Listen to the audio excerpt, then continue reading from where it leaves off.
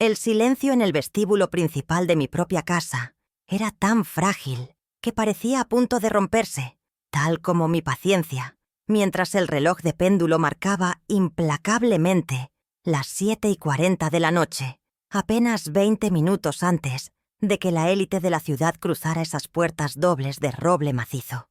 Yo estaba de pie bajo la inmensa lámpara de araña de cristal, alisando con nerviosismo la falda de mi vestido de seda beige vintage, una pieza de colección de 1985 que había conservado impecable durante casi 4 décadas para una ocasión que creía especial. El mármol travertino del suelo, pulido hasta parecer un espejo, reflejaba mi figura solitaria hasta que el repiqueteo agudo de unos tacones rompió mi concentración. Era Valeria, mi nuera, quien bajaba la escalinata central con una copa de vino tinto colmada en la mano y una sonrisa que no llegaba a sus ojos, luciendo un vestido rojo chillón que contrastaba violentamente con la elegancia sobria de las paredes que yo misma había decorado. Sin mediar una palabra de advertencia, Valeria aceleró el paso fingiendo un tropiezo absurdo justo cuando llegó a mi altura, inclinando la copa con una precisión quirúrgica que delataba su verdadera intención detrás de la fachada de torpeza. Sentí el impacto frío y húmedo del Cabernet Sauvignon golpeando mi pecho, empapando la seda delicada y expandiéndose como una herida abierta sobre la tela clara, arruinando en segundos una prenda que valía más que su educación. El líquido oscuro goteaba hasta el suelo, manchando mis zapatos, mientras el aroma acre del alcohol llenaba el aire, mezclándose con mi perfume y la humillación que me subía por la garganta. No fue un accidente, fue un mensaje territorial, una forma brutal de recordarme que, en su mente, yo ya no era la dueña de esta fortaleza, sino un mueble viejo y estorboso que necesitaba ser cubierto o escondido antes de que llegaran las visitas importantes. Valeria soltó una risita aguda, llevándose la mano a la boca en un gesto teatral de sorpresa que nadie con 2 dedos de frente creería, mientras sus ojos brillaban con una malicia triunfante al ver la devastación en mi ropa. ¡Ay, qué torpeza la mía! Pero míralo por el lado amable, Isabela. Ese vestido ya olía demasiado a naftalina y a tiempos pasados. Tal vez le hice un favor al modernizarlo un poco, dijo con voz alta, asegurándose de que su desprecio resonara en la acústica perfecta del salón. Se acercó un paso más, invadiendo mi espacio personal con su aliento a vino y esa arrogancia de quien cree tener el control absoluto, y susurró con veneno: «Mejor quédese en su cuarto esta noche. No querrá que los invitados la confundan con el servicio o piensen que no tenemos dinero para comprarle ropa nueva decente». La indignación me quemaba por dentro, pero mis años en el mundo de los negocios textiles me habían enseñado que la reacción inmediata es el arma de los débiles, así que me obligué a respirar hondo, sintiendo cómo la seda mojada se adhería desagradablemente a mi piel envejecida. Podía ver el triunfo en su rostro, la satisfacción de haberme descartado de mi propia fiesta, esa gala de aniversario que yo había financiado íntegramente con una transferencia de $15,000 la semana pasada. Ella no veía a la mujer que construyó este imperio, solo veía a una anciana vulnerable, a la que podía empujar a las sombras, ignorando que la verdadera vulnerabilidad no reside en la edad, sino en subestimar a quien firma los cheques. Mantuve mi postura erguida, a pesar de que las manos me temblaban ligeramente, no por miedo, sino por la contención de una furia que, si la dejara salir ahora, arruinaría mi estrategia a largo plazo. Todo el equipo de catering, contratado por mí pero dirigido por ella, había detenido sus labores para presenciar la escena, bajando la mirada con una mezcla de vergüenza ajena y lástima que me resultaba insoportable. Entre ellos estaba el señor Esteban, mi mayordomo jefe desde hace 20 años, quien sostenía una bandeja de plata con los nudillos blancos por la fuerza con la que la apretaba, visiblemente luchando contra el impulso de intervenir y defender a su verdadera patrona. Él conocía cada sacrificio, cada lágrima y cada dólar que había costado mantener esta mansión en pie, y ver su lealtad silenciosa fue lo único que impidió que me derrumbara allí mismo. La presión social era palpable, Valeria había logrado humillarme frente a mi propio personal, convirtiendo el vestíbulo de mi hogar en un escenario público, donde ella ejercía de verdugo y yo debía jugar el papel de víctima resignada. Alcé la barbilla, ignorando la mancha que cubría mi torso, y clavé mis ojos en los de ella con una intensidad que la hizo vacilar por una fracción de segundo, borrando momentáneamente esa sonrisa petulante de su rostro maquillado. Mi voz salió baja, temblorosa por la adrenalina pero firme como el acero, cortando el aire denso del vestíbulo. ¿Crees que una mancha de vino barato borrará quién soy en esta casa, Valeria? Le pregunté, asegurándome de que cada sílaba llevara el peso de mi autoridad legal, aunque ella fuera demasiado ciega para percibirlo. No esperé su respuesta. Mi pregunta no buscaba diálogo, sino establecer un límite moral, una frontera invisible que ella acababa de cruzar, sin saber que al otro lado no había sumisión, sino consecuencias. Ella soltó un bufido despectivo, recuperando su postura altiva, convencida de que mis palabras eran solo los delirios inofensivos de una anciana que se aferraba a un pasado irrelevante. Valeria se dio la vuelta con un giro dramático de su vestido rojo, haciendo sonar sus tacones contra el mármol como si estuviera aplastando mis derechos con cada paso, y comenzó a dar órdenes a los camareros para que limpiaran el desastre que yo supuestamente representaba. «Limpien esto rápido antes de que llegue el primer invitado. No quiero que el suelo esté pegajoso», ordenó, tratándome como si yo fuera parte de la suciedad que debía ser eliminada para mantener la estética perfecta de su noche. Me quedé allí unos segundos más, observando su espalda, sintiendo cómo el frío del aire acondicionado golpeaba la mancha húmeda en mi pecho, recordándome que la comodidad física era un lujo que había perdido en mi propia casa. Pero mientras ella se alejaba hacia la cocina, creyéndose victoriosa, mi atención se desvió hacia un detalle que su arrogancia le había impedido notar en su accidente calculado. Arriba, discretamente ubicada entre las molduras del techo a 4 metros de altura, la pequeña luz roja de la cámara de seguridad de 360 grados parpadeaba silenciosamente, un testigo imparcial y tecnológico que nunca duerme. Esa cámara, que instalé hace 6 meses tras la sospechosa desaparición de mis joyas, había capturado cada ángulo del tropiezo, la inclinación deliberada de la muñeca de Valeria y su sonrisa maliciosa antes y después del impacto. No era solo una mancha en un vestido, era evidencia admisible, un registro digital inalterable de su agresión que ahora residía en la nube, esperando a ser descargado.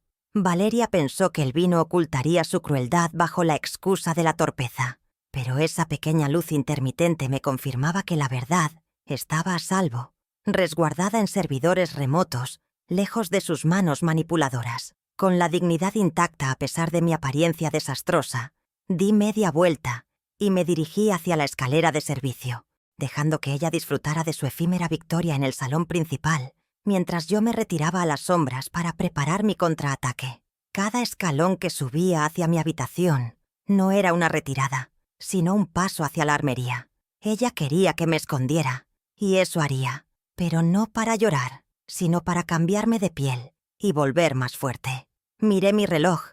Tenía exactamente 40 minutos antes del brindis principal para transformar esta mancha de vino en su sentencia de desalojo. Y mientras cruzaba el pasillo hacia mi ala de la casa, supe que la fiesta de esta noche no terminaría con aplausos para ella, sino con el sonido definitivo de una cerradura cambiada. Mientras subía las escaleras hacia mi habitación, el tacto frío y pegajoso del vino en mi piel me transportó violentamente 30 años atrás, a una realidad muy distinta donde el frío no provenía de un aire acondicionado central, sino de las ventanas mal selladas de un taller clandestino en la periferia de la ciudad. Recuerdo con dolorosa claridad el sonido rítmico e incesante de mi vieja máquina de coser, Singer Industrial, que martillaba el silencio de la madrugada a las 4 de la mañana, siendo mi única compañera mientras el resto del mundo dormía. En aquel entonces, mis manos no lucían manicura francesa ni anillos de esmeralda. Estaban perpetuamente hinchadas, llenas de pequeños cortes por los alfileres, y callos endurecidos por manejar metros interminables de mezclilla pesada que apenas podía pagar. Cada puntada que daba en esas noches interminables no era solo hilo sobre tela, sino un centavo más que ahorraba desesperadamente para asegurarme de que el futuro de mi hijo fuera radicalmente opuesto a mi presente de privaciones. El olor a polvo de tela y aceite de máquina impregnaba mi ropa y mi cabello de una manera que ningún jabón barato podía eliminar, marcándome como una obrera manual ante la sociedad que ahora me desprecia. A menudo me detenía solo unos segundos para frotarme los ojos, ardorosos, y mirar hacia la esquina del cuarto húmedo, donde Adrián dormía plácidamente en una cuna improvisada con cajas de cartón reforzadas y mantas de segunda mano. Lo miraba respirar, ajeno al sacrificio titánico que su madre realizaba a 2 metros de distancia, y me prometía en silencio que él nunca tendría que coser un dobladillo para comer, ni sentir la angustia de no tener para el alquiler a fin de mes. Esa promesa silenciosa se convirtió en el combustible que me mantuvo despierta durante turnos dobles de 18 horas, ignorando el dolor crónico en mi espalda baja que, hasta el día de hoy, me recuerda el precio físico de mi ambición desmedida por darle todo. Con el paso de los años, ese taller lúgubre se transformó en una nave industrial de 2000 metros cuadrados y mi pequeña operación de costura evolucionó hasta convertirse en una exportadora textil de renombre internacional. Pero mi mentalidad de sacrificio nunca cambió. Fui yo quien pagó, dólar sobre dólar, los $120,000 que costó su licenciatura en Administración de Empresas en una universidad privada de élite, donde él aprendió a despreciar el trabajo manual que financiaba sus libros y sus fiestas. Nunca le pedí que trabajara durante sus estudios. Quería que se enfocara en hacer contactos, sin darme cuenta de que estaba criando a un hombre incapaz de entender el valor del dinero, porque nunca tuvo que sudar para ganarlo. Él veía las transferencias bancarias como un derecho divino de nacimiento, no como el resultado de miles de madrugadas solitarias y negociaciones feroces con proveedores que intentaban estafarme por ser mujer. Hace exactamente 10 años, esa misma ceguera maternal me llevó a cometer el error financiero y emocional más grande de mi vida frente a un notario público de sonrisa amable.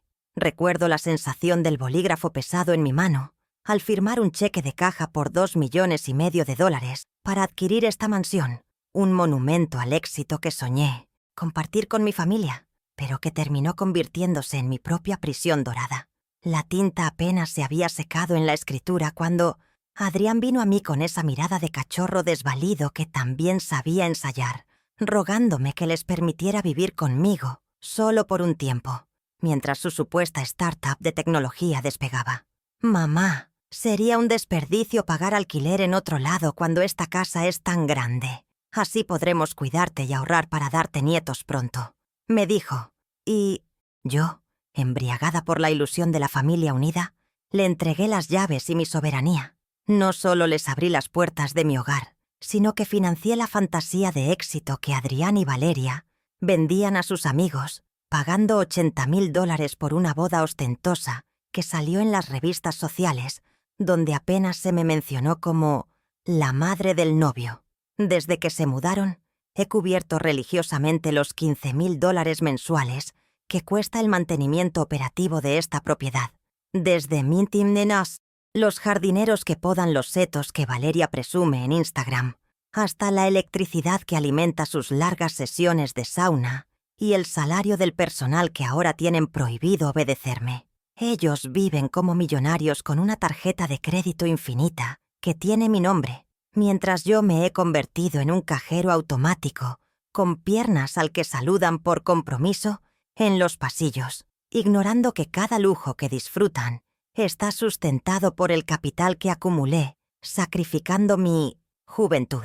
La dinámica cambió drásticamente hace 6 meses, cuando Valeria decidió que mi presencia en las áreas comunes interfería con la vibración moderna que quería proyectar a sus nuevas amistades influyentes. Comenzó con pequeños comentarios sobre la decoración, sugiriendo que mis muebles clásicos eran deprimentes, hasta que un día llegué de una revisión médica y encontré las paredes del salón principal desnudas.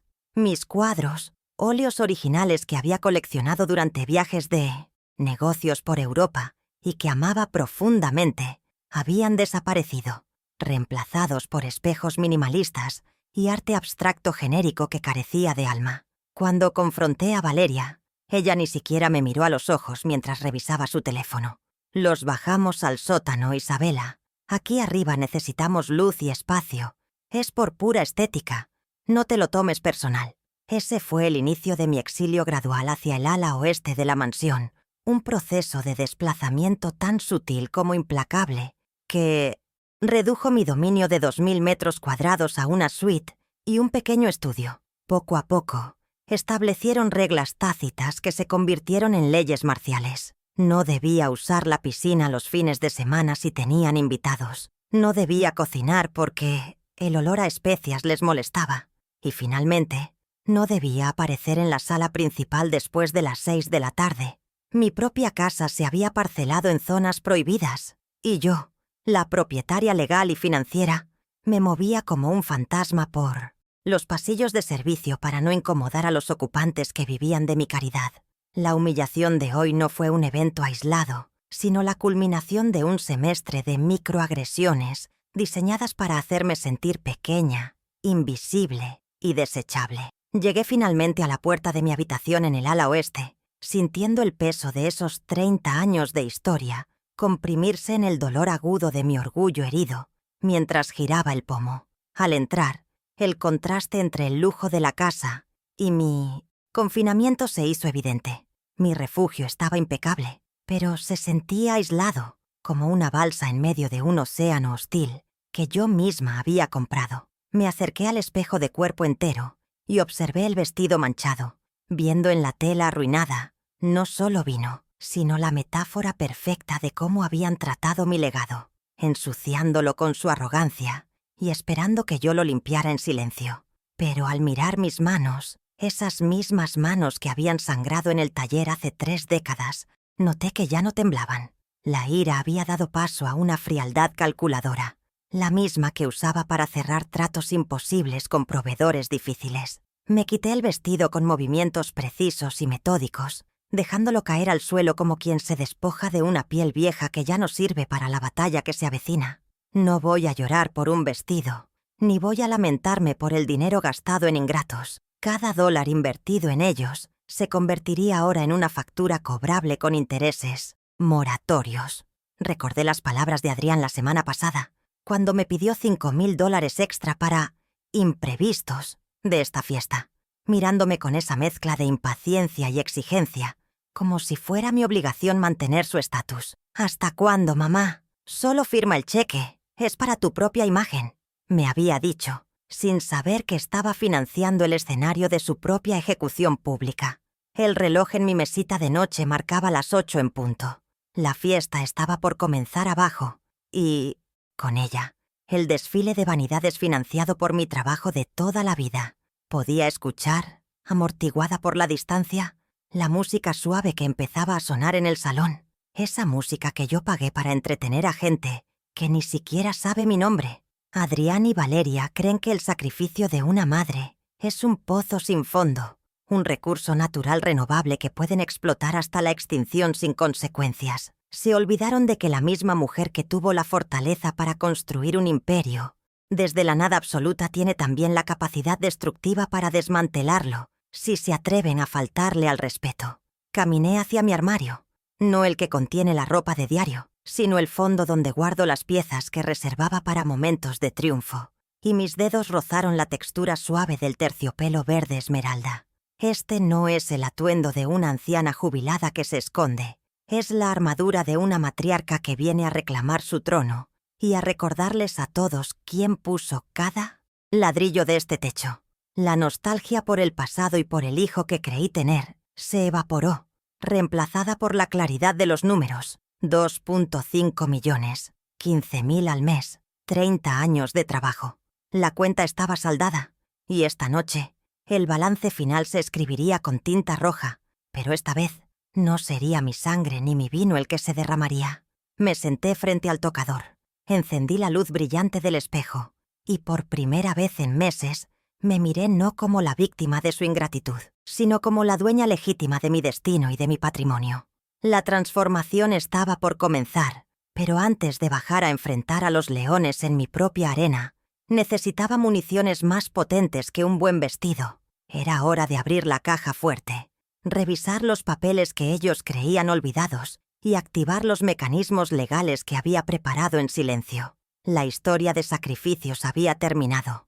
La era de la rendición de cuentas estaba a punto de empezar, y el primer paso no sería un grito, sino una llamada telefónica interna que cambiaría el curso de la noche para siempre. Me dirigí hacia el rincón más discreto de mi vestidor, donde un cuadro al óleo de un paisaje toscano ocultaba la caja fuerte empotrada en la pared, el único lugar de la casa que Valeria no había logrado violar con su curiosidad insaciable. Mis dedos marcaron la combinación mecánica con la memoria muscular de años. 3 vueltas a la derecha, 2 a la izquierda, una vuelta completa a la derecha, escuchando el clic metálico de los pernos cediendo, un sonido que en ese momento me pareció el primer acorde de una sinfonía de justicia.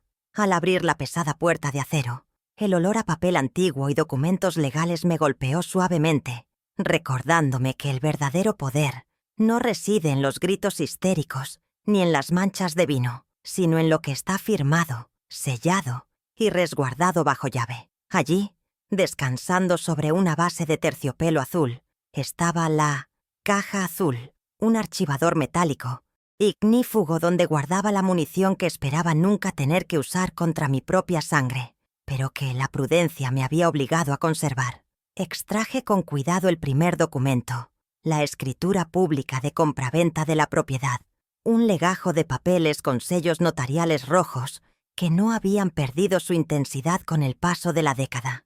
Alisando la primera página sobre la superficie de caoba de mi tocador, leí mi nombre completo, Isabela Montenegro, impreso en negritas como única, titular del dominio, sin cláusulas de usufructo ni copropietarios parásitos que diluyeran mi autoridad.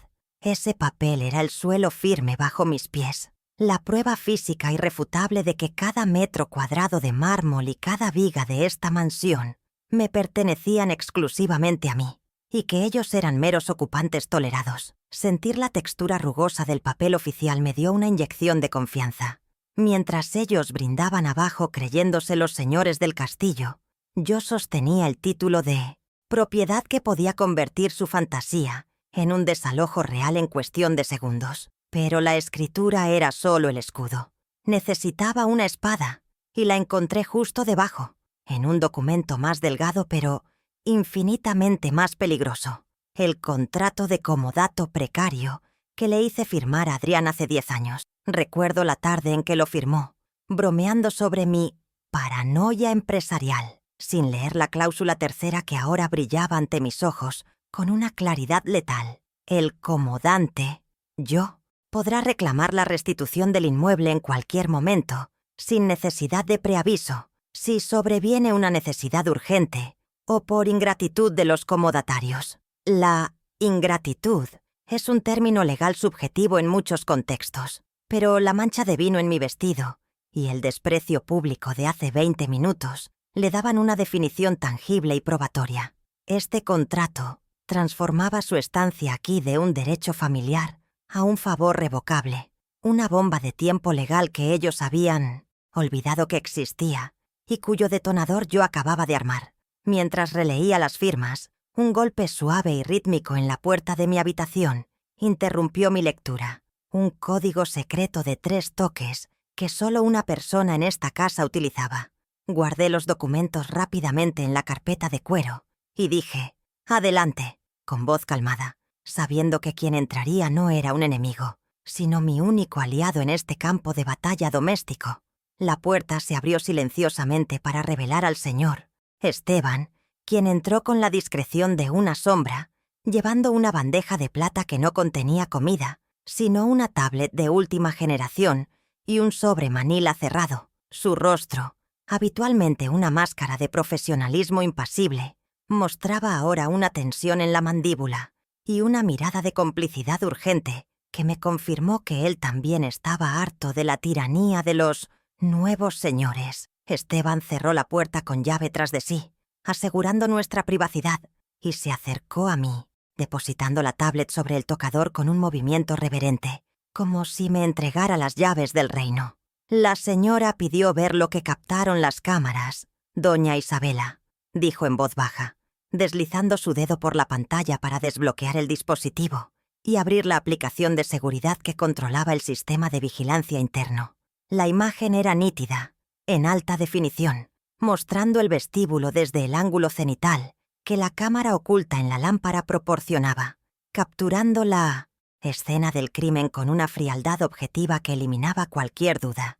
Le di al botón de reproducir y vi, cuadro por cuadro, cómo Valeria miraba hacia arriba, localizaba la cámara, sonreía con malicia y luego ejecutaba el movimiento de muñeca exacto para verter el vino sobre mí. El video no mentía. No había torpeza, no había accidente, solo una coreografía calculada de humillación pública, diseñada para quebrarme el espíritu justo antes de la fiesta.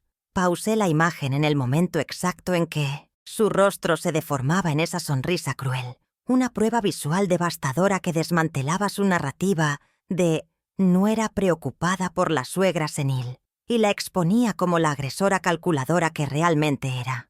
¿Tienes una copia de seguridad de esto, Esteban?, pregunté sin apartar la vista de la pantalla, sintiendo cómo mi corazón se endurecía un poco más. Ya está subido a 3 servidores externos y en una memoria USB que tengo en mi bolsillo, señora. Nadie puede borrarlo, respondió él con la eficiencia de quien ha servido en casas grandes y conoce los peligros de no tener copias de respaldo.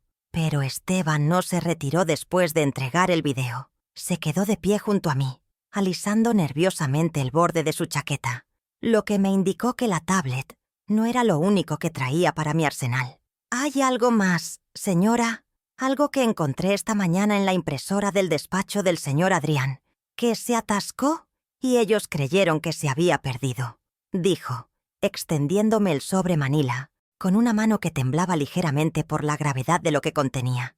Tomé el sobre, sintiendo el grosor de las hojas dobladas en su interior, y al abrirlo, me encontré con una cadena de correos electrónicos impresos, fechados hace apenas 2 días. El remitente era Valeria, y el destinatario era la administración de El Reposo Final, un asilo estatal subvencionado conocido por sus condiciones precarias y su bajo costo, ubicado en las afueras de la ciudad. Mis ojos recorrieron las líneas de texto con incredulidad creciente, sintiendo un vacío en el estómago, al leer las palabras frías y burocráticas que negociaban mi destino como si fuera mercancía caducada. «Necesitamos el traslado para el lunes a primera hora. Ella ya no está lúcida y se ha vuelto agresiva. Es un peligro para sí misma. Adjunto el informe médico, falsificado, para agilizar el ingreso. No se preocupen por el pago, será el mínimo estatal. La fecha del traslado era dentro de 48 horas. Su plan no era solo humillarme hoy, sino deshacerse de mí permanentemente al inicio de la semana laboral, encerrándome en un lugar donde mi voz y mis derechos se perderían en el sistema. Esta no era una disputa doméstica por el control del mando a distancia. Era una conspiración activa contra mi libertad y mi integridad física, orquestada por la mujer a la que le di un techo y consentida por el hijo al que le di la vida. La indignación inicial dio paso a un terror frío y luego, casi instantáneamente, a una resolución de acero. Ya no se trataba de darles una lección, se trataba de supervivencia pura y dura. Levanté la mirada hacia Esteban, quien tenía los ojos húmedos de rabia contenida al ver mi reacción. «¿Ellos saben que tienes esto?», pregunté, doblando el papel con cuidado y colocándolo junto a la escritura y el contrato, formando una tríada de evidencias que sellaría su destino. «No, señora. Creen que la impresora simplemente se tragó el papel. No tienen idea de que usted sabe lo del lunes», respondió él. «Bien, que sigan creyendo que soy la vieja loca que mancha sus vestidos. El lunes habrá un traslado, Esteban, pero te aseguro que no seré yo quien salga en una furgoneta», le dije. Y por primera vez en la noche, sonreí, una sonrisa que no llegaba a mis ojos, pero que prometía una retribución bíblica. Justo cuando creía que mi capacidad de asombro se había agotado, mi teléfono celular, que descansaba sobre la mesa, vibró violentamente con una notificación de alta prioridad de mi banco, iluminando la pantalla con luz azul. La alerta era un mensaje de texto automático. Cargo aprobado. U5000 als Forward Heller en Catering Deluxe CEA hace 2 minutos. Tarjeta terminada en 400 y 189. Adicional Adrián. Mientras yo leía mi sentencia de exilio al asilo, mi hijo estaba abajo, usando mi línea de crédito para pagar canapés de caviar y champán francés a los invitados que venían a celebrar su supuesta prosperidad. $5.000. Una cifra que para mí representaba horas de trabajo en el Piumstviestiers pasado, y que para él era solo un número digital invisible, que mamá pagaría a fin de mes sin hacer preguntas. Tomé el teléfono y miré la notificación como quien mira la pistola humeante en la escena de un crimen. Este era el delito financiero en tiempo real, la prueba flagrante de que el abuso patrimonial continuaba incluso mientras planeaban desecharme. No era solo el dinero, era la audacia de gastarlo en mi propia cara, financiando la fiesta donde pretendían anunciar mi supuesta demencia ante la sociedad. «Esteban, mira esto», le mostré la pantalla. «Están brindando con mi dinero mientras firman mi sentencia de encierro. Es poético, ¿no te parece?» Esteban miró la cifra y negó con la cabeza con disgusto. «Es un robo, señora. Puro y simple robo. ¿Y sabes qué se hace con los ladrones cuando se les atrapa infraganti, Esteban?», pregunté retóricamente. «Se les detiene, señora». «Exacto. Y yo voy a detener esta fiesta». Agrupé todas las evidencias sobre el escritorio. La escritura que probaba mi propiedad, el contrato que permitía el desalojo, el video que demostraba la malicia, el email que revelaba la conspiración criminal y la notificación bancaria que confirmaba el robo continuado. 5 clavos para 2 ataúdes sociales. Cada documento era una pieza de un rompecabezas macabro que había tardado demasiado en armar por culpa de mi ceguera afectiva, pero que ahora estaba completo y listo para ser exhibido. Miré el reloj. Habían pasado 15 minutos desde que subí. Abajo, el lazi, murmullo de los invitados comenzaba a crecer. Las risas falsas y el tintineo de copas llegaban hasta mí como un eco lejano de un mundo que estaba a punto de colapsar. «Esteban, necesito que hagas algo muy específico con el sistema de sonido y el proyector del salón principal», dije girándome hacia él con la tablet en la mano. «Quiero que conectes esto vía Bluetooth y lo dejes en espera, listo para cuando yo dé la señal. Nadie debe notar nada hasta que sea demasiado tarde». «¿Y si el señor Adrián intenta cortarlo?», preguntó él, anticipando la reacción violenta de mi hijo. «No tendrá tiempo. Cuando este video empiece a rodar, estarán demasiado ocupados recogiendo sus mandíbulas del suelo. Ve ahora y asegúrate de que las maletas que preparaste estén listas en la puerta de servicio, pero ocultas. No quiero que sospechen que su salida es inminente». Esteban asintió con una reverencia formal, pero con una chispa de emoción en los ojos que no había visto en años. Se sentía parte de la conspiración, un soldado leal en la víspera de la batalla final. Salió de la habitación tan silenciosamente como había entrado, dejándome sola con mi arsenal de papel y gigabytes. Me quedé mirando la caja azul abierta, pensando en cómo la vida puede cambiar en una hora. Hace 60 minutos era una madre humillada, ahora era una fiscal con pruebas irrefutables. El miedo al asilo se había transformado en una urgencia táctica. Tenía que actuar esta noche. No había margen de error, ni espacio, para la piedad. Me levanté y caminé hacia el espejo una vez más, pero esta vez no miré mi reflejo, sino que visualicé la escena que estaba a punto de crear abajo. Imaginé sus caras, la de Valeria perdiendo el color bajo su maquillaje costoso, la de Adrián tartamudeando excusas vacías, y la de los invitados juzgándolos en silencio. No iba a ser un escándalo. Iba a ser una auditoría pública. Respiré hondo, llenando mis pulmones de aire frío y determinación. El plan estaba trazado. Las pruebas estaban en mi mano. Y el tiempo de las lágrimas había terminado oficialmente. Era hora de vestirse para matar, metafóricamente hablando, y bajar a esa fiesta no como invitada, sino como la dueña que viene a cerrar el local. Tomé el vestido verde esmeralda de su percha, sintiendo el peso lujoso del terciopelo. Era una tela regia, imponente, digna de la mujer que estaba a punto de resurgir de las cenizas de su propia paciencia. mientras deslizaba la tela sobre mi cuerpo, cubriendo la piel que ellos consideraban vieja y desechable. Sentí cómo me transformaba. Ya no era Isabela la madre abnegada, ni Isabela la viuda solitaria. Era Isabela Montenegro, la fundadora, la propietaria, la mujer que no necesita pedir permiso para entrar en su propia sala. Con cada botón que abrochaba, sellaba mi corazón contra las súplicas que sabía que vendrían, preparándome para ejecutar el plan silencioso que había diseñado en mi mente y que ahora, con las pruebas en la mano, era imparable. Terminé de abrochar el último botón del vestido de terciopelo verde esmeralda, sintiendo cómo la tela pesada y lujosa caía sobre mi cuerpo como una segunda piel, borrando cualquier rastro de la anciana frágil manchada de vino que había subido esas escaleras media hora antes. Este vestido no era una simple prenda de gala. Era una pieza de diseño italiano que compré en Milán hace 5 años para celebrar el cierre de mi mayor contrato de exportación y que había permanecido guardada en una funda de lino, esperando una ocasión que mereciera tal despliegue de autoridad.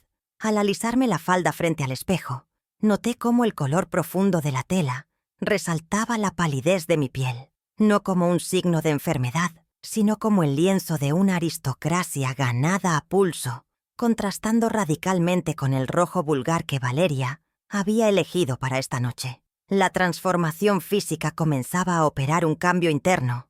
La postura se corregía sola, la barbilla se elevaba y la respiración se volvía profunda y controlada, preparando el terreno para la batalla campal que estaba a punto de desatarse en mi propio salón.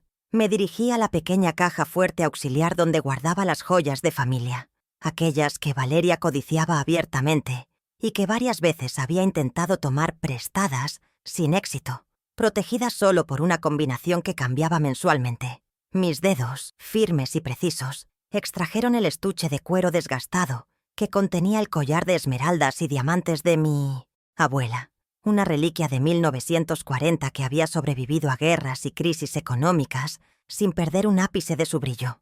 Al colocar el metal frío contra mi garganta, sentí una descarga de energía ancestral, el peso de generaciones de mujeres que no se doblegaron ante nadie, recordándome que mi linaje no estaba definido por la debilidad de mi hijo, sino por la fortaleza de quienes vinieron antes. El clic del cierre al asegurarse en mi nuca sonó como el martillo de un juez dictando sentencia.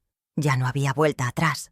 La matriarca había asumido su investidura completa y estaba lista para presidir el tribunal. Me senté brevemente frente al tocador para aplicar el maquillaje, no con la intención de embellecerme para la vanidad, sino para construir la máscara de guerra necesaria que ocultara cualquier rastro de dolor maternal que pudiera traicionarme en el último momento.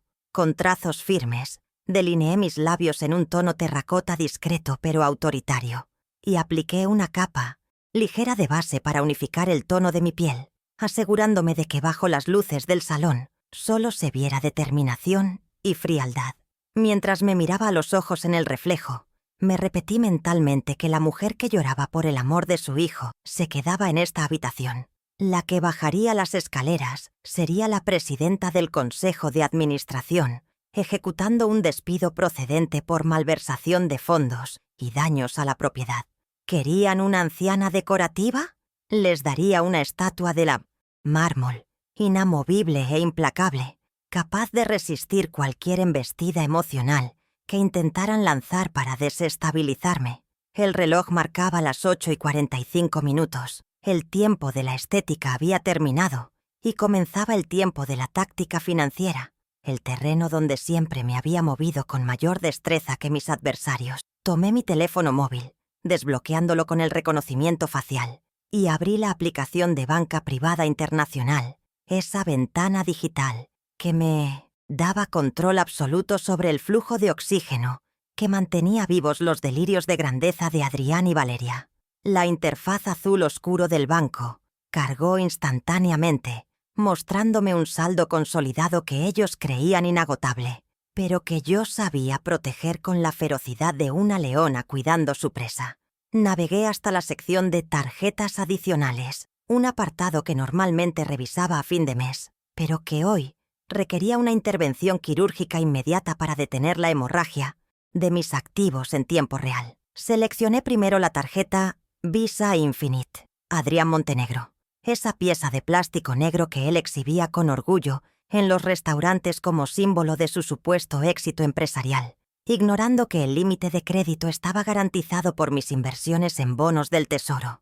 Pude ver los movimientos pendientes del día: $5,000 en catering, 1,200 en una licorería de lujo y 300 en una barbería exclusiva. Gastos frívolos realizados con la arrogancia de quien nunca ha tenido que preocuparse por pagar una factura. Mi dedo se posó sobre el botón virtual que decía «Bloquear temporalmente», una función diseñada para casos de robo o pérdida, pero que en este contexto servía perfectamente para casos de abuso de confianza y estupidez crónica. Sin un ápice de duda, deslicé el interruptor hacia la derecha y la pantalla confirmó con un check verde: «Tarjeta bloqueada. El usuario no podrá realizar nuevas transacciones». La satisfacción que sentí al ver ese mensaje fue fría y calculadora. Imaginé el momento exacto en que intentara pagar algo más tarde esa noche, o tal vez el Uber de mañana, y se encontrara con el rechazo humillante de la terminal bancaria. Pero el trabajo no estaba completo. Aún quedaba la tarjeta de Valeria, la Gold Supplement, su herramienta favorita para remodelar mi casa y mi vida sin mi consentimiento explícito. Al abrir su historial, la indignación volvió a punzarme. Cargos en tiendas de ropa infantil de lujo, aunque no tenemos nietos, seguramente regalos para impresionar amigas, y múltiples pagos en salones de belleza. Repetí el procedimiento con una calma metódica, deslizando el interruptor de bloqueo y cortando de raíz su capacidad de gastar mi dinero para mantener su fachada de señora de la casa. En menos de 2 minutos, los había dejado financieramente estériles, reduciendo su poder adquisitivo a lo que llevaran en efectivo en sus bolsillos, que sospechaba era cercano a 0. Con las finanzas aseguradas, dirigí mi atención a la auditoría de los servicios domésticos, accediendo a la aplicación que gestionaba los pagos automáticos de la mansión para asegurarme de que no hubiera sorpresas de última hora. Revisé las facturas de luz, agua y gas, confirmando que todas estaban domiciliadas a mi cuenta personal principal, la única que ellos no podían tocar ni ver, reafirmando mi posición como la única proveedora de infraestructura vital. Noté un aumento desproporcionado en el consumo eléctrico del último mes, seguramente debido a la calefacción de la piscina que Valeria insistía en mantener a 30 grados, incluso cuando no la usaba. Otro detalle que sumé mentalmente a la lista de agravios. Cancelé la domiciliación automática de los servicios de cable e internet de alta velocidad que Adrián utilizaba para sus videojuegos y streaming, programando el corte para el próximo ciclo de facturación. Si querían entretenimiento digital, tendrían que pagarlo con su propio dinero imaginario. Cerré las aplicaciones bancarias y de servicios, sintiendo cómo el teléfono en mi mano volvía a ser solo un objeto inerte, habiendo cumplido su función como arma de asedio financiero silencioso. Ahora, la mansión seguía iluminada y la música seguía sonando, pero los cimientos económicos sobre los que Adrián y Valeria bailaban acababan de ser dinamitados sin que ellos se dieran cuenta.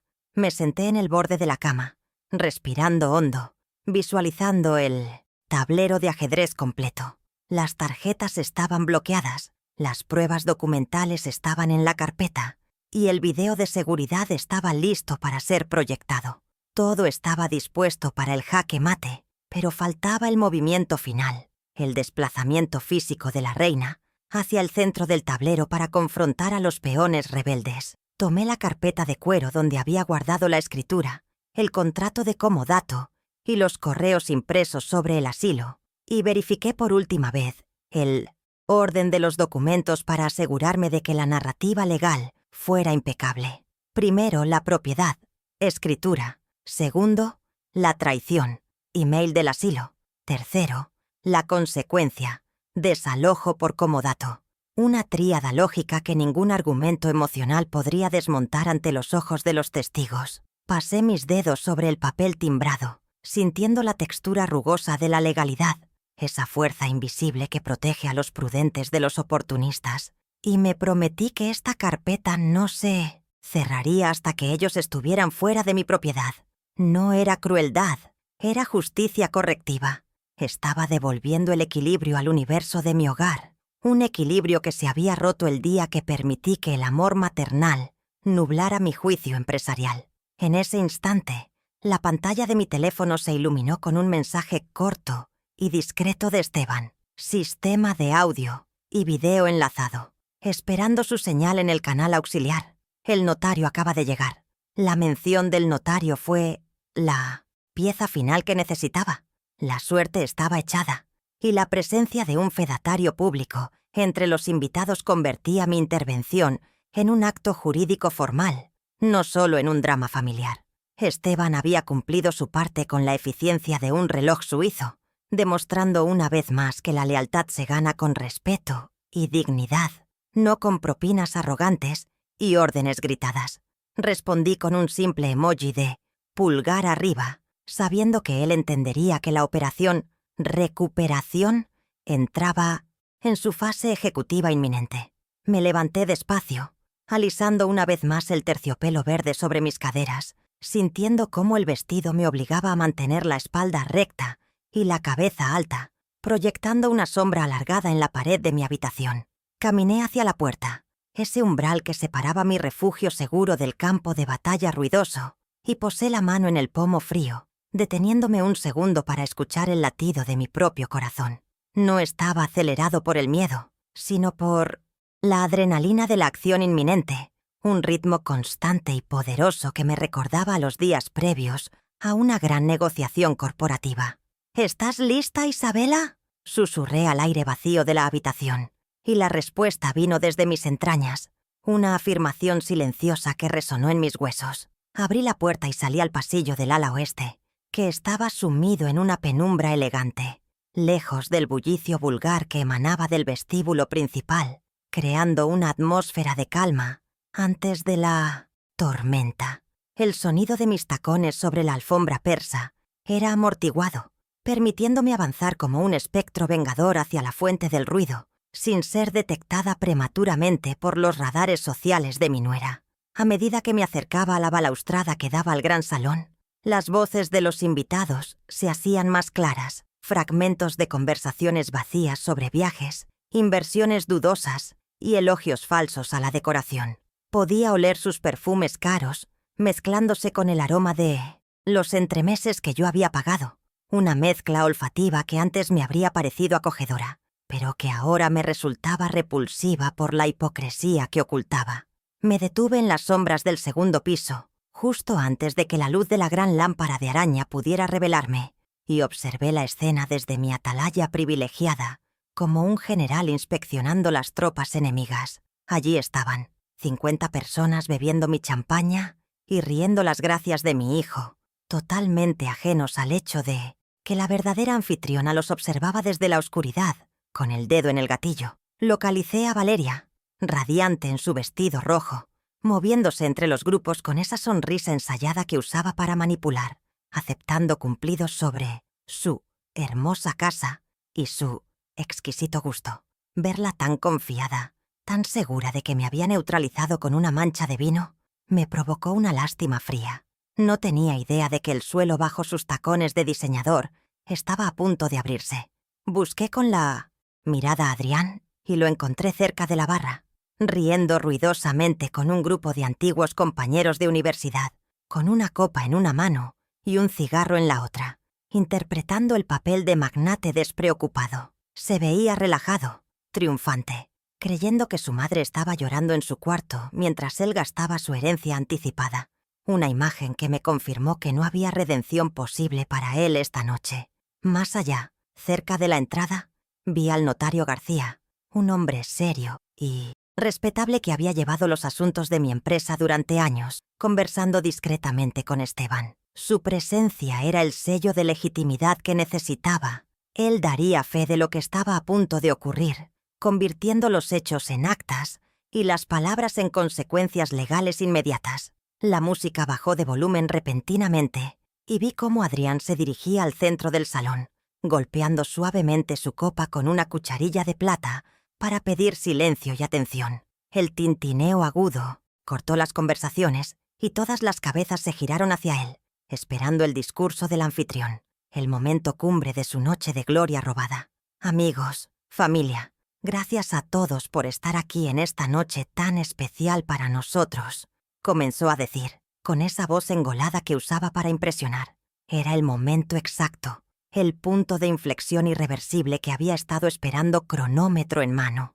Di un paso hacia la luz, saliendo de las sombras de la galería superior, dejando que el brillo de la lámpara de araña arrancara destellos verdes de mi vestido y fuego frío de las esmeraldas en mi cuello. No dije nada todavía, simplemente me hice visible, una figura imponente que apareció sobre ellos como una deidad antigua, exigiendo sacrificio. Mi presencia fue notada primero por los invitados de la periferia, cuyos murmullos cesaron de golpe, creando una ola de silencio que avanzó rápidamente hacia el centro del salón hasta ahogar las palabras de Adrián. Él levantó la vista, molesto por la interrupción de su audiencia, y se quedó helado con la copa a medio camino, palideciendo al ver a la madre que creía derrotada, erguida y brillante como una reina esmeralda. Valeria también se giró, y su sonrisa se congeló en una mueca grotesca al ver no solo mi vestido impecable, sino la carpeta de cuero en mi mano y la determinación asesina en mis ojos. El silencio en el salón era absoluto, denso, cargado de una electricidad estática que presagiaba el rayo inminente. Nadie se movía, nadie respiraba. Todos entendían instintivamente que la dinámica de poder había cambiado radicalmente en un segundo. Apreté la carpeta contra mi pecho, sintiendo el latido de los documentos legales, y respiré hondo, llenando mis pulmones con el aire de mi propia casa antes de soltar la primera descarga. Pensaron que la mancha me ocultaría, que la vergüenza me silenciaría, pero solo habían logrado limpiar mi visión y afilar mi voz para el veredicto final. Comencé a descender los escalones, de mármol con una cadencia deliberadamente lenta, marcando un ritmo fúnebre para sus pretensiones sociales, con el repiqueteo seco de mis tacones, un sonido que resonaba como disparos, aislados en el silencio sepulcral que se había apoderado del gran salón. Sentía las miradas de los 50 invitados clavadas en mí, pesadas y curiosas, recorriendo la caída impecable del terciopelo verde esmeralda y deteniéndose con asombro en el collar de mi abuela, una joya que gritaba «dinero antiguo», en un idioma que esta gente entendía mejor que cualquier discurso. No bajaba la mirada, sino que barría la estancia con ojos de águila, obligando a cada persona que cruzaba mi visión a bajar la suya o a sostenerla con incomodidad, estableciendo sin palabras quién ostentaba la verdadera autoridad en este espacio. La música ambiental seguía sonando, un jazz suave que ahora parecía grotescamente inapropiado para la tensión eléctrica que vibraba en el aire, como si la orquesta del Titanic siguiera tocando, mientras el iceberg ya había rasgado el casco del barco. Adrián permanecía inmóvil en el centro de la pista, con la copa de brindis aún levantada, en un gesto que se había vuelto ridículo, como una estatua de cera derritiéndose bajo el calor de los focos y de mi presencia inesperada. Pude ver cómo su nuez de Adán subía y bajaba al tragar saliva con dificultad, y cómo sus ojos, habitualmente arrogantes, buscaban desesperadamente a Valeria en busca de un guión que no habían ensayado para esta contingencia. Él esperaba a una madre derrotada, oculta en las sombras de su habitación, lamiéndose las heridas, no a esta matriarca regia que invadía su escenario con la fuerza de un tsunami silencioso. La palidez de su rostro contrastaba con el bronceado artificial que se había hecho para la fiesta, revelando al niño asustado que siempre había habitado bajo el traje de ejecutivo exitoso, ese niño que sabía, en lo profundo de su ser, que había despertado a un gigante que ya no podía volver a dormir con cuentos de hadas. Valeria fue la primera en reaccionar, sacudida por el instinto de supervivencia de quien ve su castillo de naipes tambalearse ante una brisa imprevista, y se lanzó hacia el pie de la escalera con una sonrisa tensa que parecía una herida abierta en su rostro maquillado. «¡Ay, suegra! ¿Pero qué haces aquí abajo? exclamó con una voz chillona que intentaba sonar cariñosa, pero que destilaba pánico, dirigiéndose a los invitados con una complicidad fingida. «Disculpen a mi suegra, queridos amigos. Últimamente tiene episodios de confusión y a veces se viste con ropa antigua creyendo que va a la ópera. Es la edad, ya saben. Los médicos nos han recomendado mucha paciencia». Intentó crear una narrativa de demencia senil en tiempo real, tratando de invalidar mi presencia, convirtiéndome en una anécdota médica lamentable antes de que yo pudiera abrir la boca. Me detuve en el último escalón, quedando unos centímetros por encima de ella, una ventaja de altura que utilicé para mirarla con una mezcla de lástima y desdén, ignorando completamente su intento de tocar mi brazo para guiarme de vuelta. Mi silencio fue mi primera arma. Al no responder a sus provocaciones histéricas, dejé que sus palabras flotaran en el aire y sonaran vacías, exageradas, revelando su nerviosismo ante una audiencia que empezaba a notar que la loca se veía mucho más compuesta que la cuerda. No había temblor en mis manos, no había confusión en mi mirada, solo una claridad cristalina que desmentía cada sílaba de su acusación. Sentí cómo la dinámica de la sala comenzaba a pivotar. Los invitados, que son depredadores sociales por naturaleza, olieron la debilidad en la voz de Valeria y la fuerza en mi postura, y su curiosidad morbosa se transformó en atención respetuosa hacia la figura de verde. Bajé el último escalón y entré en el círculo de luz principal, obligando a Valeria a retroceder un paso para no ser eclipsada, un movimiento físico que simbolizaba su retroceso en la jerarquía de la casa. «No estoy confundida, Valeria, y ciertamente no necesito que nadie me explique dónde estoy», dije con un tono de voz modulado, suave pero con la proyección de quien ha dirigido juntas directivas, asegurándome de que hasta el último camarero en la esquina me escuchara.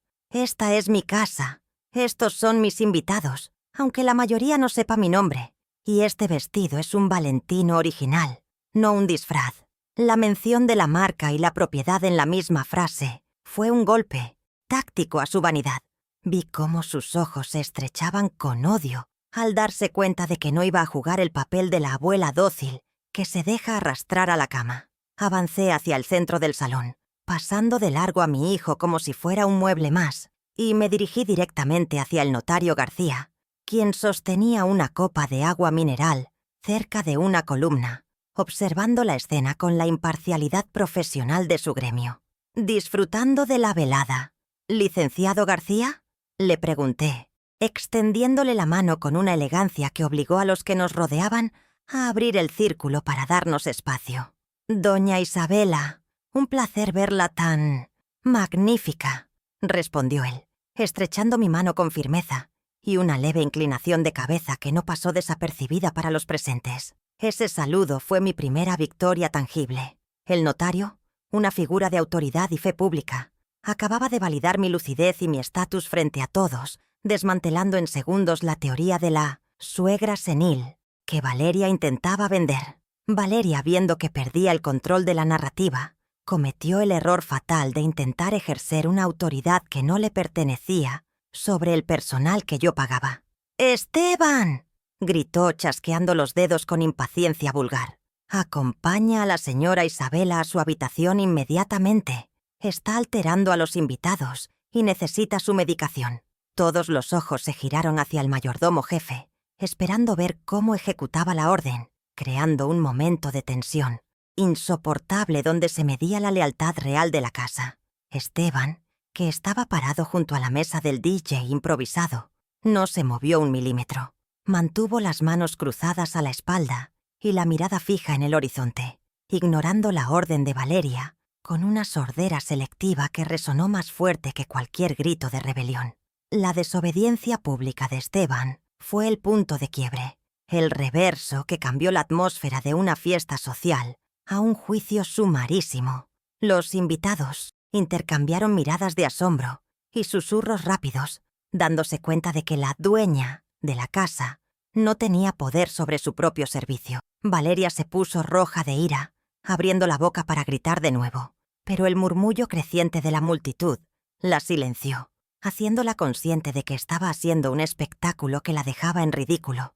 Yo aproveché ese instante de vacío de poder para tomar una copa de champán de la bandeja de un camarero que pasaba, quien se detuvo solícito ante mí, confirmando sutilmente de qué lado estaba el personal. Alcé la copa a la luz, admirando las burbujas doradas, y dije en voz alta: «Espero que estén disfrutando este Dom Perignon 2008». Lo guardaba en mi bodega personal para una ocasión especial, y creo que esta noche califica como tal. Adrián, sintiendo que el suelo se le escapaba bajo los pies y que su fiesta se convertía en el escenario de su madre, intentó una maniobra desesperada de contención física, acercándose a mí con una sonrisa forzada y los brazos abiertos. «Mamá, por favor, estás cansada. Se te nota en la cara», susurró entre dientes mientras intentaba agarrarme por el codo para sacarme del centro de atención, aplicando una presión dolorosa que pretendía ser un gesto de cuidado. «No nos hagas esto frente a los inversores». Sentí sus dedos clavarse en mi piel, un último intento patético de control patriarcal sobre la mujer que financiaba su existencia, y por un segundo, la tentación de abofetearlo fue abrumadora. Pero la violencia física era el recurso de los bárbaros, y yo tenía armas mucho más sofisticadas. Me solté de su agarre con un movimiento brusco y seco, sacudiendo mi brazo como si me hubiera tocado algo sucio, y lo miré con una frialdad que lo hizo retroceder 2 pasos, chocando contra un invitado que derramó su bebida. «No me toques, Adrián. La última persona que intentó mancharme hoy ya no tiene crédito en esta casa», dije con voz lo suficientemente alta para que el círculo cercano lo oyera, lanzando la primera amenaza velada que vinculaba el incidente del vino con las consecuencias financieras. La mención del crédito hizo que sus ojos se abrieran con terror. Él, mejor que nadie, entendía el lenguaje del dinero, y la implicación de que yo había tocado sus finanzas lo golpeó más fuerte que cualquier insulto. Se quedó paralizado, frotándose las manos sudorosas, dándose cuenta de que la vieja loca había estado haciendo movimientos bancarios mientras él elegía canapés. La sala estaba ahora completamente bajo mi control gravitacional. La música parecía haber desaparecido en el fondo, y la atención de las 50 personas estaba centrada exclusivamente en el drama shakespeariano que se desarrollaba en el vestíbulo. Ya no miraban a Valeria por su belleza, ni a Adrián por su éxito. Me miraban a mí, intentando descifrar quién era realmente esta mujer de verde que emanaba tal poder y por qué su propia familia parecía aterrorizada de ella. Había logrado lo que quería: capturar la audiencia, desacreditar a los antagonistas y preparar el terreno emocional para la revelación de la verdad. No necesitaba gritar para ser escuchada. El silencio expectante que había creado era el amplificador perfecto para lo que estaba por venir. Con paso firme, me dirigí hacia la mesa donde Esteban custodiaba el equipo de sonido, cruzando el salón como Moisés abriendo las aguas, mientras los invitados se apartaban instintivamente para dejarme pasar, reconociendo mi derecho de paso. Valeria intentó interceptarme de nuevo, susurrando con veneno: «Si arruinas mi fiesta, te juro que te arrepentirás el lunes», una amenaza directa que hacía referencia al asilo, confirmando que no tenía intención de detener su plan macabro. Me detuve un segundo, giré la cabeza y le sonreí, una sonrisa genuina y terrible. «El lunes es un día muy lejano, querida. Preocúpate por sobrevivir a los próximos 10 minutos», le respondí, dejándola clavada en el sitio con la certeza de que yo sabía más de lo que aparentaba. Llegué hasta el micrófono que estaba preparado para el brindis de Adrián y lo tomé con la mano izquierda, mientras con la derecha sostenía firmemente la carpeta de cuero contra mi pecho, sintiendo el peso de la justicia a punto de ser impartida.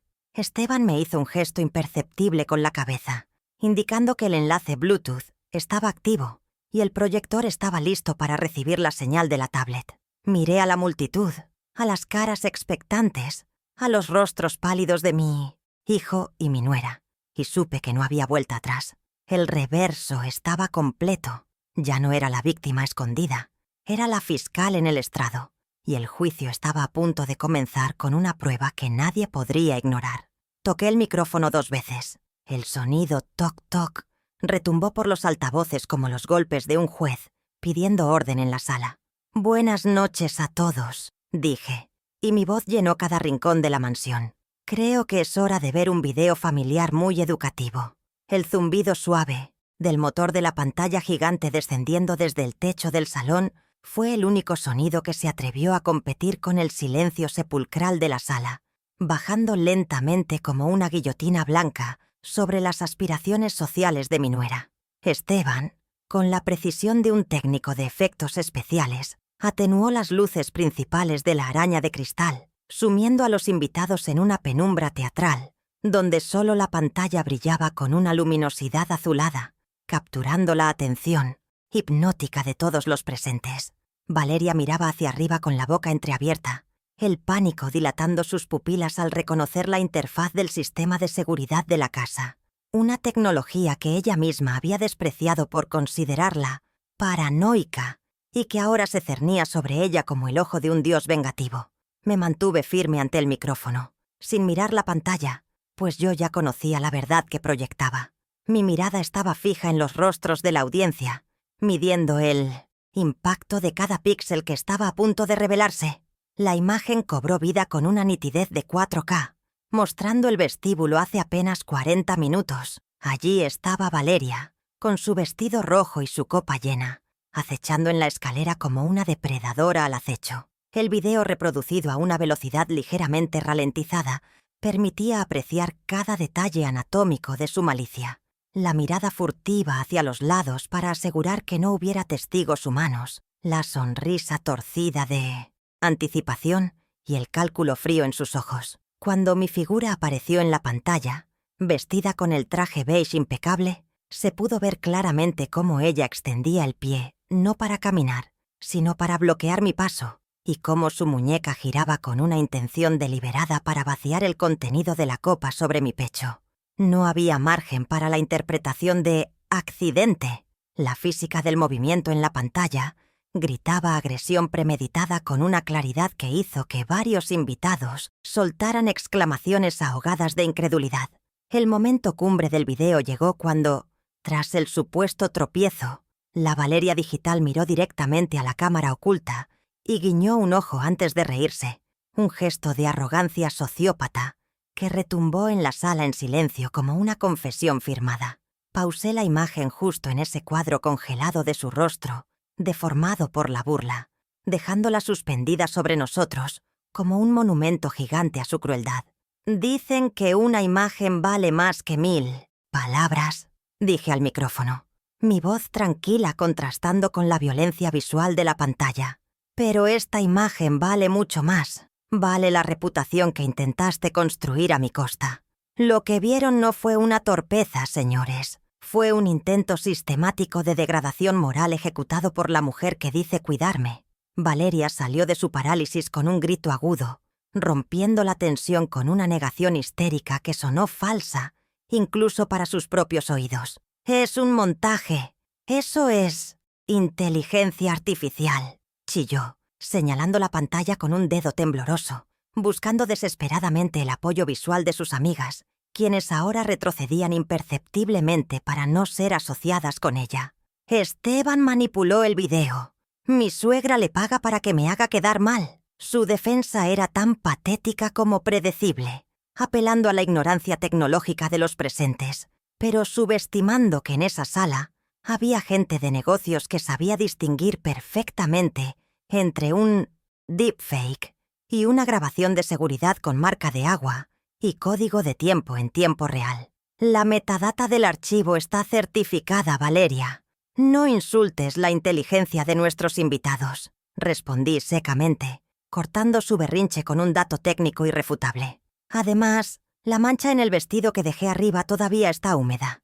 La evidencia física respalda a la digital». Adrián, que había permanecido mudo, intentó intervenir, acercándose al micrófono con las manos levantadas en un gesto de pacificación forzada, sudando profusamente bajo los focos. «Mamá, por favor, esto es un asunto privado. Apaga eso y hablemos en el estudio.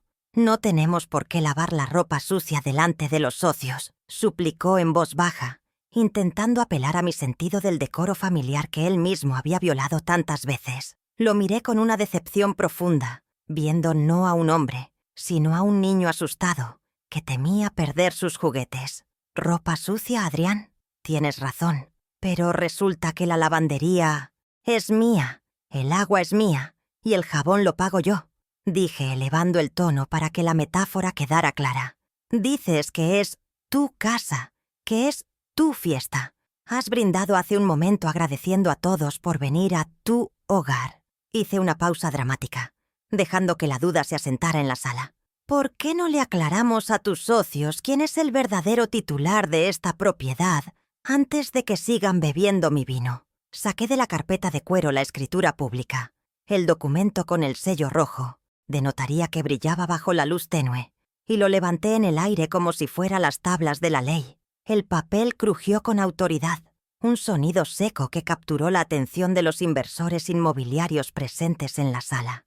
Licenciado García, usted redactó este documento hace 10 años. ¿Sería tan amable de acercarse y leer la cláusula de titularidad para que no queden dudas? Solicité, extendiendo el documento hacia el notario, quien asintió con gravedad y caminó hacia el centro de la pista, ajustándose las gafas para cumplir con su deber fedatario. El notario García tomó el documento, lo abrió con respeto profesional y leyó con voz potente y clara, proyectando cada sílaba hacia los rincones del salón. Escritura número 4582, propietaria única y exclusiva del pleno dominio, señora Isabela Montenegro.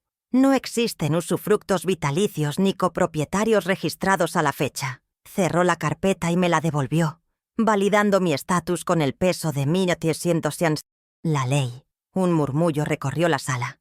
El mito del joven exitoso dueño de la mansión, que Adrián había vendido durante años, se desmoronó en 10 segundos, dejándolo expuesto como un fraude ante la élite financiera que intentaba impresionar. Adrián se tambaleó visiblemente, como si hubiera recibido un golpe físico en el estómago. «Mamá, sabes que el acuerdo era verbal. Yo soy tu heredero», balbuceó, intentando aferrarse a promesas de aire. «Eras mi heredero, Adrián. Ahora eres solo un ocupante precario», le corregí implacablemente, sacando el segundo documento, el contrato de comodato. «Y como ocupante precario bajo la figura de comodato gratuito, tu estancia aquí depende exclusivamente de mi buena voluntad. Una buena voluntad que tiene una cláusula muy específica de revocación por ingratitud manifiesta. ¿Te suena el término legal?» Valeria, viendo que el barco se hundía, intentó cambiar la táctica al ataque emocional, gritando desde su rincón. «¡Ingratitud! Nosotros te hemos cuidado. Te hemos dado un hogar y compañía. Eres una vieja desagradecida que quiere echarnos a la calle después de todo lo que hacemos por ti». Su voz estaba cargada de veneno, intentando pintar una imagen de sacrificio filial que, por un momento, podría haber sembrado duda en alguien que no conociera la historia completa. Pero yo tenía la carta final, la prueba nuclear que convertiría su defensa en su condena definitiva. «¿Cuidado? ¿Hogar?», repetí sus palabras con un tono gélido, sacando el tercer y último documento de la carpeta, los correos electrónicos impresos. «Qué curioso que menciones eso, Valeria, porque tengo aquí una correspondencia muy interesante entre tú y la administración del asilo estatal El Reposo Final». Al decir el nombre del lugar, conocido por su mala fama, un jadeo colectivo recorrió la sala. Levanté los papeles para que todos vieran el encabezado. Según este correo, enviado desde la IP de esta casa, mi cuidado consistía en ser trasladada forzosamente, este lunes a las 8 de la mañana, a una habitación compartida de 20 metros cuadrados, financiada por el Estado. Leí en voz alta el fragmento más incriminatorio. «Ella ya no es lúcida. Es un estorbo. Necesitamos la habitación principal libre para el lunes. Procedan con el ingreso involuntario». Dejé caer el papel al suelo, donde aterrizó a los pies de Adrián como una hoja muerta. Iban a encerrarme para quedarse con la casa. Adrián, no por necesidad médica, sino por avaricia inmobiliaria. Iban a desechar a la madre que les pagó la boda, la carrera y esta fiesta, como si fuera un mueble viejo. Miré a los invitados, muchos de los cuales ahora miraban a la pareja con abierta hostilidad y repugnancia. La condena social era total.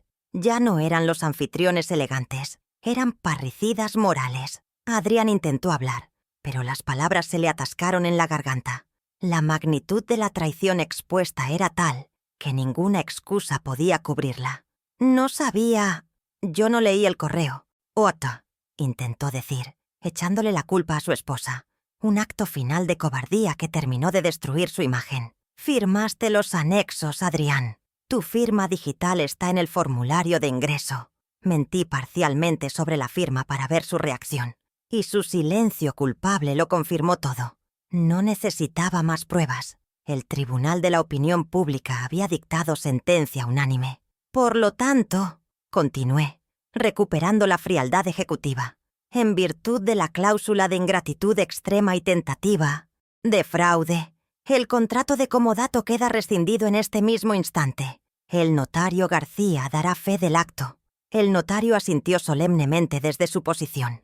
Eso significa, queridos exinquilinos, que ya no tienen derecho legal a pernoctar bajo este techo. Han sido desalojados, y no el lunes, ni el mes que viene. Ahora, Valeria soltó una risa nerviosa, al borde de la histeria. «No puedes hacernos esto. Tenemos derechos. No tenemos a dónde ir», gritó, mirando a su alrededor en busca de un salvador que no existía. «Y además, ¿cómo piensas que nos vayamos? No tengo efectivo». Su preocupación inmediata por el dinero fue el pie perfecto para mi siguiente golpe. «Ah, sí, el dinero». Saqué mi teléfono móvil. «Te alegrará saber que he simplificado tus finanzas. Las tarjetas de crédito adicionales, esas con las que pagaste el catering y tu vestido, han sido canceladas hace 20 minutos. Intenta pedir un Uber, Valeria». La desafié. «Intenta pagar una noche de hotel en el Ritz. Verás que el banco de Isabela ha cerrado sus sucursales permanentemente para ustedes». Valeria sacó su teléfono frenéticamente y trató de hacer una transacción, quizás transferirse fondos a una cuenta personal, pero la pantalla roja de «acceso denegado» se reflejó en su rostro pálido. La realidad financiera la golpeó más fuerte que la moral. Estaban en la calle y estaban en la quiebra técnica, dependiendo de lo que tuvieran en sus carteras físicas, que probablemente era nada. La tríada de Enfon consecuencias estaba casi completa. Reputación destruida por el video, hogar perdido por la escritura y flujo de efectivo cortado por el banco. Solo faltaba la ejecución física del desalojo. Hice una señal discreta a Esteban, quien esperaba en la puerta lateral que conectaba con el área de servicio. Las puertas se abrieron y el mayordomo jefe entró empujando un carrito de equipaje de hotel, cargado con 4 maletas grandes de marca falsa que Valeria solía usar, apiladas de manera precaria. El sonido de las ruedas del carrito sobre el mármol fue el único ruido en el salón mientras Esteban avanzaba hacia el centro de la pista, deteniéndose justo al lado de la pareja devastada. «Sus pertenencias esenciales han sido empacadas, señora Valeria, señor Adrián», anunció Esteban con una cortesía devastadora. «El resto de sus cosas serán enviadas a un guardamuebles el lunes, previo pago del servicio por su parte. He tomado la libertad de llamar a un taxi convencional que espera en la puerta de servicio, ya que el servicio de chofer ha sido suspendido». La visión de sus maletas en medio de la fiesta de gala fue el golpe de gracia visual. La humillación era absoluta. Adrián miró las maletas, luego a mí, y sus ojos se llenaron de lágrimas, no de arrepentimiento, sino de autocompasión. «Mamá, ¿en serio nos vas a echar así, frente a todos?», preguntó con voz quebrada.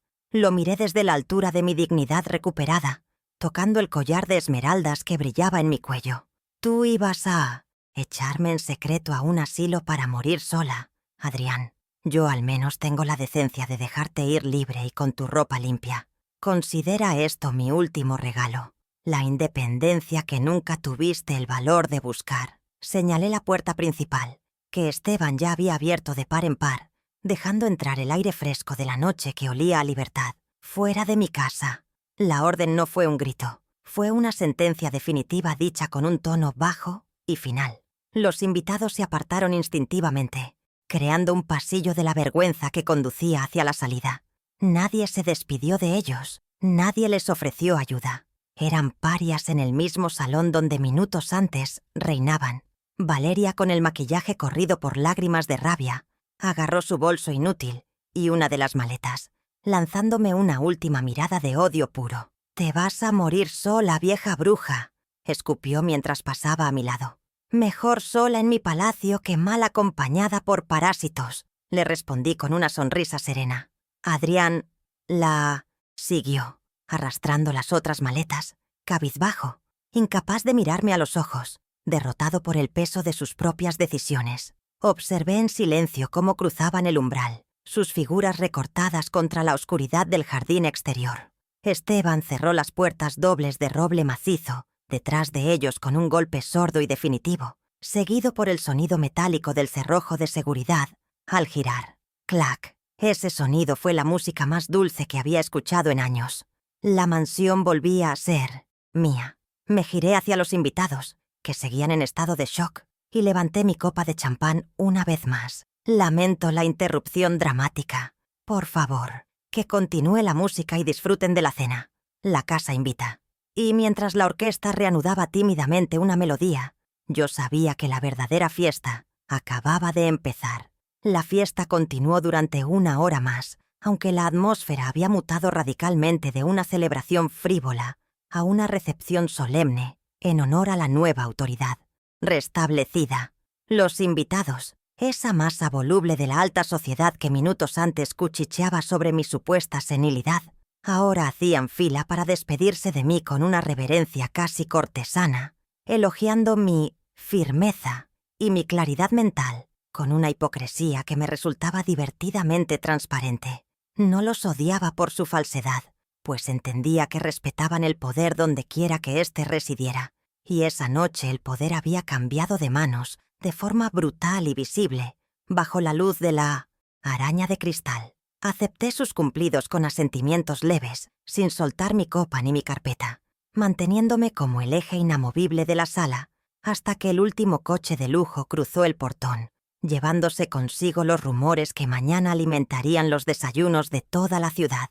Cuando la puerta se cerró tras el último invitado, a las 11:30 de la noche, un silencio denso y maravilloso descendió sobre la mansión, muy diferente al silencio opresivo que había soportado durante meses en mi habitación. No era el vacío de la soledad, sino la quietud de la propiedad recuperada.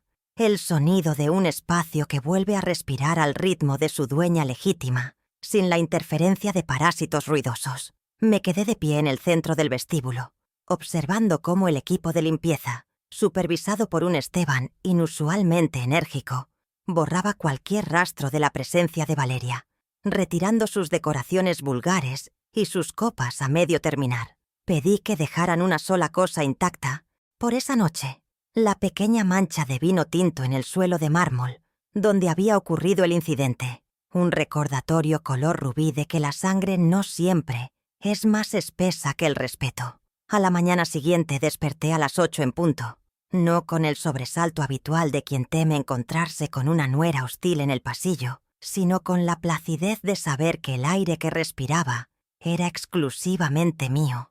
Bajé a la cocina en bata de seda, disfrutando del eco de mis propias pantuflas en la escalera, y me preparé un café fuerte, inhalando el aroma de los granos recién molidos que ya no tenía que esconder para no ofender el olfato delicado de Valeria. Abrí las ventanas de par en par, dejando que la luz del sol inundara la estancia y barriera las sombras de su régimen estético.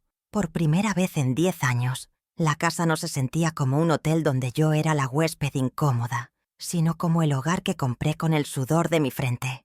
La ausencia de sus voces, de sus quejas y de su música estridente era la mejor melodía que había escuchado jamás. Al mediodía mi teléfono personal sonó, rompiendo la paz dominical con el nombre Adrián parpadeando en la pantalla. Era la llamada inevitable de la resaca moral y financiera.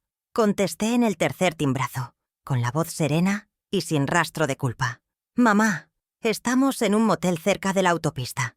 Las tarjetas no funcionan y Valeria no para de llorar. Por favor, déjanos volver, solo para recoger ropa decente», suplicó él con esa voz de niño regañado que solía funcionar hace décadas. Escuché sus lamentos con la frialdad de un auditor externo, visualizando la habitación sórdida donde debían estar, un contraste educativo con las sábanas de hilo egipcio que habían despreciado.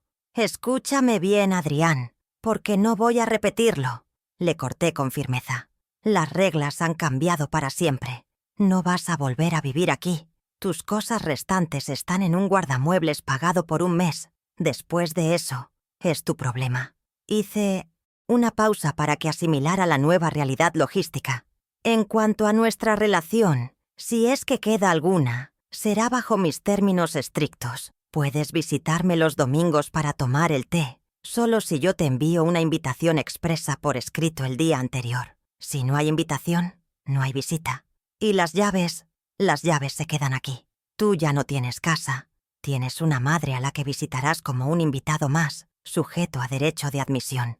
El lunes por la mañana, mi primera reunión, no fue con médicos para un asilo, sino con un cerrajero de alta seguridad y mi abogado de confianza para blindar legal y físicamente mi victoria. Cambiamos cada cerradura de la mansión, reprogramamos los códigos de las alarmas y establecí un sistema de acceso biométrico que solo reconocía mis huellas y las de Esteban. Luego procedí a auditar el daño financiero acumulado. Al cancelar las tarjetas y cortar el flujo de efectivo hacia ellos, calculé que me ahorraría unos $15,000 mensuales, una fortuna que antes se evaporaba en caprichos ajenos y que ahora se reinvertiría en mi propia calidad de vida. Firmé la revocación formal del testamento anterior, redactando uno nuevo que condicionaba cualquier herencia futura a hitos de independencia económica y trato respetuoso, asegurándome de que nunca más mi muerte fuera más rentable para ellos que mi vida. La tarde del martes la dediqué a la restauración estética de mi entorno, una operación de rescate cultural que me devolvió la alegría. Con la ayuda de Esteban, bajamos al sótano y recuperamos mis cuadros al óleo, las esculturas de bronce y las alfombras persas que Valeria había desterrado a la oscuridad por ser anticuadas. Al colgar de nuevo mi paisaje toscano favorito en la sala principal, sentí que recuperaba pedazos de mi alma que me habían sido arrebatados. La casa volvía a tener color, historia y calidez, borrando el minimalismo frío y estéril que ellos habían impuesto. Cada clavo que poníamos en la pared era un acto de reafirmación territorial, una bandera plantada en suelo reconquistado que gritaba «Isabela vive aquí». Mi rutina se transformó en un ritual de placeres egoístas y merecidos que había pospuesto durante demasiado tiempo por culpa de una falsa noción de sacrificio materno. Empecé a nadar en la piscina climatizada todas las mañanas, sin importarme si salpicaba agua fuera del borde. Volví a cocinar mis guisos especiados que llenaban la casa de olor a comino y azafrán, celebrando que nadie arrugaba la nariz al entrar. La libertad tenía un sabor tangible, una textura que se sentía en la piel y en el estómago, y me di cuenta de que la soledad no era un castigo, sino un lujo exclusivo que me permitía redescubrir quién era yo, más allá de ser madre o suegra. Yo era Isabela Montenegro, y mi compañía era más que suficiente para llenar estos 2.000 metros cuadrados. De Adrián y Valeria supe poco en las semanas siguientes, solo rumores que me llegaban a través de conocidos comunes que ahora se desvivían por traerme información. Se habían mudado a un apartamento minúsculo en un barrio periférico. Valeria había tenido que vender sus bolsos de diseñador en Internet para pagar el depósito, y Adrián estaba buscando trabajo real por primera vez en una década, ya que su startup no podía sobrevivir sin mi capital inyectado. No sentí alegría por su desgracia, pero tampoco sentí lástima. Sentí la satisfacción pedagógica de saber que la vida, finalmente, les estaba enseñando la lección que yo les había evitado por amor ciego, que el techo se gana y el respeto se cultiva. Una noche encontré a Esteban en la cocina, puliendo la plata con una sonrisa tranquila, y me di cuenta de que él había sido mi verdadera familia durante esta guerra silenciosa. «Señor Esteban», le dije usando el título de respeto que se había ganado con creces, «a partir de este mes, su salario aumenta un 30% y tendrá los fines de semana libres. Contrataremos personal extra para cubrir sus turnos. No quiero que me sirva. Quiero que me acompañe a administrar esta casa. Él me miró con ojos brillantes y asintió levemente. Será un honor, doña Isabela. La casa no es lo mismo sin su mando. Esa lealtad, probada en fuego, valía más que cualquier lazo de sangre podrido por la avaricia. El vestido beige manchado de vino seguía en mi cesto de ropa sucia, una reliquia de la noche que lo cambió todo. Pensé en enviarlo a la tintorería, en intentar salvar la seda vintage, pero luego comprendí que esa prenda pertenecía a una mujer que ya no existía. Lo tomé, lo metí en una bolsa de basura y lo tiré al contenedor sin miramientos. No necesitaba recuerdos de mi humillación, porque mi victoria estaba presente en cada rincón iluminado de mi hogar. El vestido verde esmeralda, en cambio, fue limpiado, enfundado y colgado en el lugar de honor de mi armario, listo para la próxima batalla, si es que alguien se atrevía a desafiarme de nuevo. Un mes después del desalojo, me senté en mi sillón favorito de terciopelo azul, ubicado estratégicamente en el centro exacto del gran salón, justo debajo de la lámpara de araña, que ahora brillaba con toda su intensidad. Sostenía una copa de vino tinto, el mismo Cabernet que Valeria había usado como arma, pero esta vez el líquido oscuro se movía suavemente dentro del cristal, controlado por mi mano firme, sin peligro de derramarse. Esteban se acercó silenciosamente y llenó mi copa un poco más, retirándose luego a las sombras con discreción, dejándome reinar en mi soledad espléndida. Miré a mi alrededor, admirando la belleza de mi casa restaurada, el silencio respetuoso de los muebles y la seguridad de las puertas cerradas. Reflexioné sobre la edad y el poder, sobre cómo la sociedad nos dice a las mujeres mayores que debemos volvernos invisibles, ceder el paso y desaparecer en el fondo de la foto familiar. ¡Qué equivocados están! La vejez no me había quitado fuerza. Me había dado la paciencia estratégica del francotirador y la piel dura del superviviente. Adrián y Valeria confundieron mis arrugas con debilidad y mi silencio con sumisión, y pagaron el precio más alto por su error de cálculo. Ahora sabía que mi legado no era dejarles dinero fácil, sino enseñarles, aunque fuera a la fuerza, que nada es gratis en este mundo. Di un sorbo lento al vino, saboreando las notas de roble y frutos rojos, sintiendo cómo el calor recorría mi cuerpo. No de vergüenza, sino de triunfo absoluto. La mancha en el piso había sido limpiada. La mancha en mi reputación había sido borrada. Y la mancha en mi corazón estaba cicatrizando bajo la capa dura de la dignidad recuperada. Levanté la copa hacia la cámara de seguridad en el techo, un brindis privado para la tecnología que me salvó, y pronuncié en voz alta la sentencia final de mi propia historia, palabras que quedarían grabadas en las paredes de esta mansión para siempre. La dignidad no es un vestido que se pueda manchar, es una casa que se construye ladrillo a ladrillo, y yo soy la única dueña de la mía.